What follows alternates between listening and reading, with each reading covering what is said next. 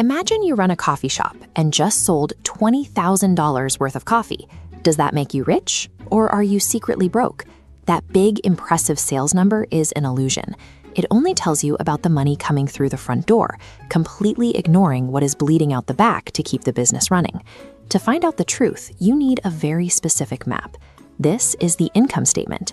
It tracks exactly where every single dollar goes over a specific time frame, usually a quarter or a full year. Without this map, looking at your total sales is completely meaningless. You have to track the money's journey from the top of this statement all the way down to the bottom to know if a business is actually surviving. The absolute starting point on this map is the top line, known as revenue.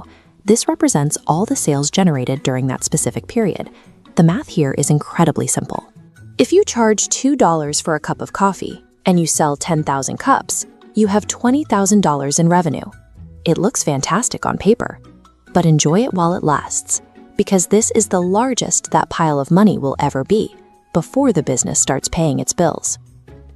The first major deduction is the cost of goods sold. These are the expenses strictly required to make your product: the coffee beans, the water, the paper cups, and the sugar.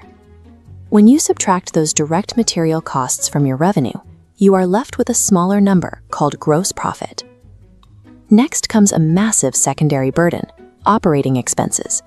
This overhead includes the rent for the building, the barista salaries, and any marketing you do to get customers in the door. This chart shows exactly how quickly that pile of money shrinks. We start with our large revenue bar, subtract our raw materials to get gross profit, and then take a massive chunk out for overhead to arrive at a much smaller number called operating income. This operating income is a vital checkpoint. It reveals the actual profit